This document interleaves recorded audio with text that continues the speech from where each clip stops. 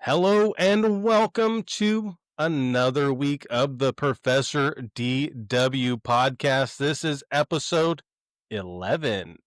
1-1, double ones. Going into the week 11 of the NFL season.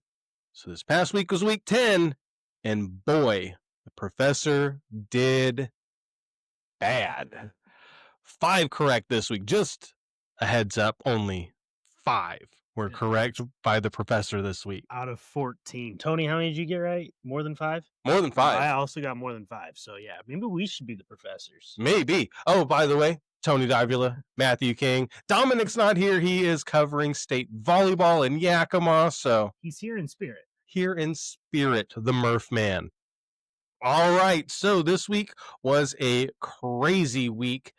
Lots of very bad games. Luckily, my team was off this week, so I didn't have to suffer that tragedy. His was not, but it was a decent week all around for everybody else, for all of you guys that decided to sign up and fill out your forms. But it was a good week.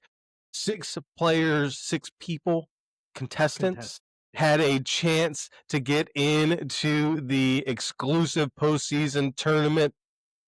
4 of them chose the Eagles. They had 10 points going into Monday night. 2 of them had Green Bay. They had 9 points going into it. You know how that one turned out. So the 4 that picked the Eagles were the 4 that were up for grabs again. I'm really liking the field goal tries because this is one that you can't really figure it out. Early on in the season, we were in the 2000s regularly in the field goal yardage. Bye weeks have changed everything. Bye weeks and the weather change has definitely dampened some of the field goal yardage. And with that being said, so it came down to 4. The 4 that were up for it were Steven Graginski, Carlo Marinuzzi, Jake Moe, and Mike Lauder. Those are the 4 that ended up being the final 4. That 11-point getters, that they all picked Philly. They were all right. So it came down to field goal points. The total was 1308. Disgustingly low. Yikes. So Graginski, who is the 2-time runner-up, was looking for his first ever chance to get in, went too high with his 1789, so he's out of the running. Yeah, he went to try and hit it right on the dot, but of course this week, that normal right on the dot, that ballpark was way off. Was just a bit outside. And then Carlo Marinuzzi got close. 1370 was his guess. The overall total was 1308. So the little hiker went over the edge, and Price is Right rules, they are out. So that leaves Jake Moe and Mike Lauder. Moe went with 800. Lauder went with 700-ish. So Jake Moe is the winner of the week 10 pool of the Professor DW, and Jake Moe gets his name on the books. Lauder already the week 6 winner, so he takes one of those spots that everybody's looking for, and as the season winds down, they get smaller and smaller and harder to get to. There are 16 spots still available. 18 have been taken up, and there are some repeats in there, so starting to get more and more people involved. So let your friends know, let your family know. It's free to enter. You can sign up at any point. Well, as long as you sign up Thursday before 4 p.m., you can get in. Everybody you know can get in. That's just let the fans know. Let the people know. And we can see some of you guys trying to sneak in after the Thursday night game. You've been thrown out. So we do pay attention to that, just so you guys are aware. You're not going to get a free point. Yeah, that not going to fly. All right, so the Professor, as we said, only got 5 right out of 14. That was rough. Out of this Again, 16 spots available in the exclusive postseason tournament, and that gets you a chance to win the Ticket Bonanza. 2 tickets to Seattle area sports, Sounders, Seahawks, Mariners, Kraken, Rainiers, the Storm, Emerald Downs. I think that's it. I think that's it. Lots of We're not gonna make you go watch the Huskies play. Don't worry. no. These are professional sports. Professionals like us. Losing to Wisconsin. Yeah. All right. So, with that being said, congratulations to Jake Moe and Mike Lauder for getting into the postseason tournament. Now, let's go to week 11 and the professor, or I guess just DW's picks now, because he has been rough. He's been put on sabbatical because We're doing an investigation to see if he's even qualified. If he even watches football, I mean, there's something off going on here. I was expecting to come back and be like, oh, you know what? Professor did pick some good teams, and oh boy, maybe I should run my mouth less. No, justified. It was all justified. Come on, Professor. I believe in you this week. I think the professor's gonna. Well, I was gonna say improve, but there's really nowhere to go. But I think the professor's gonna hit double digits this week. I feel it. There is one extra game because there's only 2 teams on a bye week this week. One of those was the Saints that somehow got a win. Wow. Miami also got a win. I'm not going to apologize to you for anything because you're still bad. Well, let's get into the games. Still terrible. Yeah. All right. So let's move into these games. These are the professor's picks, and we'll start off with the Thursday night game, and that is New England and the Jets. And the professor is taking New England. Fully agree with that. I think the Jets are a very bad team. Yeah, they're just bad. Yeah, the Jets, they're on a winning streak. A winning streak and the Jets using the same sentence is crazy. It's going to come to an end. If the Jets wouldn't have sold everything except for Brees Hall at the deadline, then I'd think about taking the Jets here. But yeah, New England, they are a very good team coming off a very good win over the Bucks. I think the Patriots continue their role that they've been on. Yeah, and with Garrett Wilson now out for sure for the next 4 weeks, that's something that is easily said that all they are is Brees Hall. So New England all day in that one. All right, our next game is another one of those European games, so you got to wake up early to watch it. This one's from Spain, and that is Miami and Washington. Professor taking Miami over Washington. I agree with that. I think Miami, yeah, I've said a lot of bad things about Miami. I'm still going to think that. I just think Washington without Jaden Daniels is not good. And then without having McClure in there, and who's going to be a wide receiver week in and week out for Washington, I think that is just piled up. Miami, you're still not good, but you're better than Washington this week. So I agree with the professor on that one. Miami's competent is what they've been in the last handful of weeks. Barely. Last handful of weeks, you go back and look at it. Washington's defense is so bad. Quinn is taken back over being in charge of the defense. I don't know if it'll really matter. There's so much just disarray going on. So I think Miami gets the win. I think they're riding some momentum. Mike McDaniel saved his job for the year at least. So there's something. But A-Chain is probably the best offensive player in this game. So give me Miami. And Waddle looked okay, I guess, in that game this last week. Caught one of those prayer catches, but hey, still counted. Good for you. Points. Yeah, exactly. All right, so Professor's taking Miami. I'm taking Miami. You're taking Miami. Up next is the actual games that people are going to actually wake up for and watch. So Atlanta and Carolina are meeting. Professor's taking Atlanta. This is one of those toss-ups. Carolina beat both of our teams. Are they good? Again, I don't know. They laid an egg this last week, but Atlanta has done that too. So this is one that, who knows? I guess I'll agree with the professor. I guess, but you don't really know which team's going to show up for either side of this. So coin toss. Yeah, these two teams so inconsistent. Atlanta coming off a heartbreaker over in Germany, losing in overtime in a game they outplayed the Colts for most of it. Would have been a huge win. Carolina. I don't know what that was against New Orleans, but it was gross. I'm actually going to take Carolina. I'll go against the professor here. I think that travel back for Atlanta might cost them. Like you said, Tony, this is such a coin toss game, but I got to disagree with the professor somewhere. Yeah, that's coming up for me. All right, so our next game is Buffalo and Tampa Bay. The professor is taking Buffalo, and this is where I disagree there. I think Buffalo, they look bad. They looked bad against Miami where they couldn't stop anybody. Tampa Bay, yeah, their receiving core is hurt, but they're still throwing the ball all over the place. I don't think Buffalo can stop them, so I'm taking the Bucks in this one. I think I'm going to agree with the professor. This one thing I will say, take the over. Take the over. I guarantee that. Tampa Bay has seemed to struggle stopping the run. Travion Henderson just had a big game True. for New England. They've struggled against Jameer Gibbs. They struggled really against every running back. I think Buffalo should really rely on James Cook, Josh Allen, just ground and pound the football. And I think Buffalo is actually going to get the win here. Again, this is another really tough game to call, but give me Buffalo just so I don't agree with Tony too much either. Go Bucks.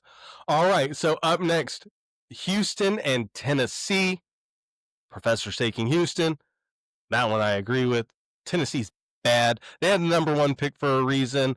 I think they're going to get another high pick, but it's not a bad thing. They're starting to build to look okay. They just need more weapons for Cam Ward. I think that's going to be something that they can do early in the draft next year. Probably get some offensive linemen to help him stay upright, but they're not there yet. In Houston, Davis Mills, doesn't really matter if he's starting. He led a massive comeback, so I'm picking Houston as well. I'm going to take Houston too. I will say about Tennessee, the good news is Cam Ward isn't the reason they're losing games, so there's reason for optimism. Tony Pollard and Tyjae Spears are putting up some good numbers on the ground. Like you mentioned, though, they don't really have any pass catchers out there. I'm going to take Houston as well. They're coming off a huge comeback against Jacksonville to kind of keep their playoff hopes alive. I think CJ Stroud is going to be back, but like you mentioned, I don't think it really matters because Houston's defense is so good. So I'll take the Texans regardless of who's under center. There you go. All right, up next, Minnesota and Chicago. The professor is taking Minnesota. I'm taking Minnesota, I guess. Chicago looked not great when it was Jackson Dart. When Jackson Dart went out of the game, you saw the incompetence that is Russell Wilson. Yes, incompetence. Looked terrible. But I don't think they're going to get the same effect. Minnesota is actually decent at football, so I think Minnesota wins this one. I don't think that's going to be the big comeback from Chicago that we got last week. The similarities between Minnesota and the Giants are eerily similar. A quarterback who is he that good of a thrower? I don't know. He can run though. So then you add in, oh, they have a really good defense too. That seems familiar. I think Minnesota's got way better weapons though than the Giants, and that's the separator. I'm going to take Minnesota. You're not facing Russell Wilson. I think Caleb Williams has looked very good this year. The Bears' offense is taking strides. Defense is still not great, so I'm going to go with the Vikings too. All right. So next game is Green Bay and the team we just talked about a little bit, the Giants. Professor's taking Green Bay. I'll take Green Bay too, just because the Giants are an injury depleted mess right now. They don't have their number one receiver. They don't have their number one running back. They don't have their number one quarterback. Their defense is still good, but when you're on the field for an entire game, every game it seems like that's going to come back to haunt you several times. So this one, I don't think the Giants stand a chance. Jameis, Russell, doesn't matter. Game over. Green Bay wins. As an owner of the Green Bay Packers, I have to apologize for whatever that Monday Night Football game was. Gross, awful football. I'm going to take the Packers too. The defense is still playing well. In their 3 losses, they've allowed 13 points, 16 points, and 10 points. Defense is not the problem. Matt LaFleur, I think, is starting to get on the hot seat quite a bit. There's a lot of questions about his offensive style, his play calling. I think that's where Matt LaFleur shines is when the pressure's on. We saw him really dial up some great game plans last year with Malik Willis when all the pressure was on. So I think the Packers get the win here. Another Josh Jacobs game. If Russell Wilson's the quarterback, I think this one could get ugly. If Jameson's the quarterback, could end up being a tight ball game. But I think the Packers get the win. I think you're going to see a big game from Micah Parsons and Rashawn Gary. Give me Green Bay. Again, I'm sorry. You should be.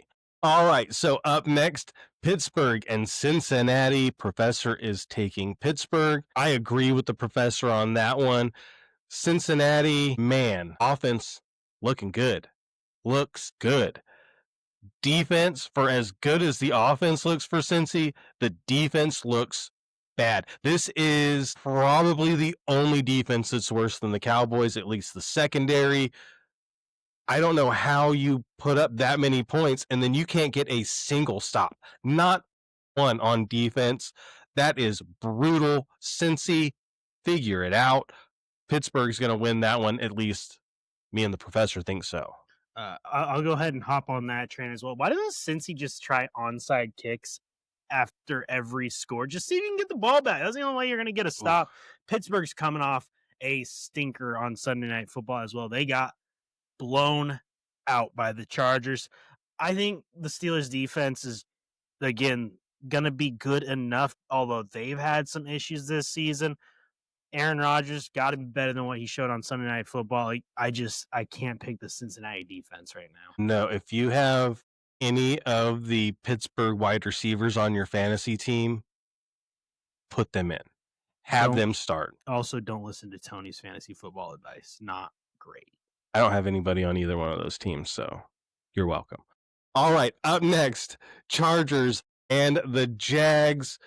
Professor's got the Chargers over the Jags. I do too. I just don't believe in the Jaguars at all. They blew a big lead against a team that they should have beat pretty handily with a backup quarterback and very injured wide receiver core. You're not going to do that against the Chargers. The Chargers are going to come out and play very, very good. I think the Chargers dominate this game. I agree. I'm going to take the Chargers. I think last week was the death of the 2025 Jacksonville Jaguars. RIP. We won't remember you. What is going on with Brian Thomas? Does he exist still? Because all I saw was Jacoby Myers last week. They don't have Travis Hunter, who is having a good year on offense. The Chargers are going to win this one. They're going to control the game, slow, methodical drives, take up a lot of time. It'll be closer than anyone expects because that's what the Chargers do 99% of the time, but I'll take LA. Agreed. All right, next game. LA Rams and the Seahawks. Professor's taking the Rams, and this is one of those that I think it could be a toss-up game. I'm taking the Seahawks just because I think this defense for the Seahawks is legit. That second half was rough, though, for Seattle. Darnold looked Darnold for the Jets-ish. He's going to have to correct that one fast, but the receiving core is really good for the Seahawks, and I think that secondary is going to have a field day against the Rams. So I think Seahawks win this one, but it's going to be close. Big game Sam Darnold. Not great. We saw him in the last week of the regular season last year lay an egg against the Lions. In the playoffs, laid an egg against the Czechs notes. Oh, the Rams. The Rams defense is also very for real. I love the Seahawks defense. I was hyping them up all offseason. Took them in fantasy drafts, so maybe listen to my fantasy advice instead. But I'm going to take the Rams just because I trust Matthew Stafford over Sam Darnold. That's really what it comes down to. Stafford, been there, done that, won a Super Bowl. Is a dark horse MVP candidate. Puka Nacua has been fantastic. Will Devontae Adams play? Not quite sure, but I'm going to take the Rams. But again, this is going to be a really, really good football game. And if you told me the Seahawks won, would not be surprised at all. But I'm going to take Stafford over Darnold. And Stafford just got to 500 for his career, so he's not trying to go down anymore on that one. He's trying to stay above 500 for the career. I think that could be a good game. I'm still taking the Seahawks, though. All right, next game, same division, San Francisco and Arizona. The professor is taking San Francisco. I am too. I just don't know about Arizona. Is Kyler he's not going to play. He's out for 4 weeks. But there is that looming of that situation at quarterback. Is Brissett going to be the long term guy? Can him and Marvin Harrison actually pair up and be good quarterback wide receiver duo? And who's their running back? Who knows? I just can't trust Arizona, so I'm taking San Francisco. The only thing I know about Arizona is Trey McBride is very good at football. Trey True. McBride, good fantasy target. I'm also taking the Niners, whether it's Purdy or Jones. I don't really know what's going on with the Brock Purdy situation, by the way. We might need Who to have a knows? separate discussion about that. I don't think you're ever going to see Kyler Murray take a snap for the Arizona Cardinals again. I almost said St. Louis Cardinals, by the way, so glad I caught myself. Although, will he go to baseball? I don't know. But yeah, give me the Niners. Christian McCaffrey had a quiet week last week against the Rams. I don't think that's going to happen again. San Francisco runs wild. Not close. Agreed. All right. Next game, I think is not a good game either. Baltimore and Cleveland. Baltimore is on the rise. Cleveland is still in the garbage can and never got out of the starting gates. Cleveland's bad. They're bad. They got Judkins, good. Defense good. Defense, good. Myles Garrett went to my high school, not at the same time. Still, got that to claim. Other than that, Cleveland, bad. Very, very bad. Offense is terrible. Baltimore is clicking right now. They're coming off of that bye week and have looked really, really good coming out of that. So, Ravens all day. I've said for weeks the Ravens are going to win the AFC North. People call me crazy. It's not crazy anymore. They are right there in it. Baltimore wins again. They are winning that division. Just accept it. Noted. All right, next game is Kansas City and Denver. And this is one of those toss-up games. Both of these teams play close games. They don't blow anybody out. Denver is just finding ways to win every week. Professor's taking Kansas City. I think I like Kansas City, I guess, because at some point, these close games are going to come back on Denver. You're not going to win all of these games with a miraculous fourth quarter comeback where your quarterback looks terrible for 3 quarters. And then in the fourth, somehow he turns it on and gets wins. It's wild. I think at some point that is going to end. And I think this is going to be one of those weeks that happens. And I think Kansas City gets the win. I'm going to disagree with what you just said. Bo Nix looked terrible for all 4 quarters on Thursday Night Football. Yeah, I'm going to take the Chiefs as well. They're coming off of not only a bye, but a loss to Buffalo before the bye. This team's angry. They're coming out ready to show that they're still the kings of the AFC West. Man, Denver looks so bad. They are lucky to have gotten the win over the Raiders on Thursday night. Chiefs are going to get the win. Again, no Patrick Surtain. That's a problem. Give me Kansas City. All right. Up next, Denver, or not Denver, we just did Denver. Yep. Detroit and Philadelphia. Professor's taking the Lions. I think I'm taking Philly, I guess. They played a stinker on Monday, but I think that is one that I just trust. Philly, Detroit, they had the big output with Dan Campbell taking over the play calling duties on offense. I like Detroit. This is another one of those that it could go either way. I just like Philly a little bit more. I think Philly is going to come out and play a little bit better. I'm trying to convince myself of that at least. Professor's taking Denver. I'll take Philly. I don't have anything else to say. The Professor's taking Detroit, not Denver. Why do I keep on saying I don't Denver? know. Wow. I'm going to agree with the Professor and take Detroit as well. Philly stunk on Monday night. They just stunk a little bit less. Nick Sirianni, I still don't know why he was throwing the ball in that fourth down late. Lucky that it didn't come back to bite him. Otherwise, he might be on the hot seat just for that one play call. The Lions, I think, are going to make a statement in this one. They got embarrassed the last time they played on Sunday Night Football against Kansas City. I don't think Dan Campbell allows that to happen again. Jahmyr Gibbs, I think, is going to have a pretty big week. The Eagles' run defense has struggled. Even Josh Jacobs was kind of running wild on them. Give me the Lions. I think this will kind of be the slap in the face that Philly needs to really wake things up. Give me Detroit. All right. Last game of the week. It is Monday night.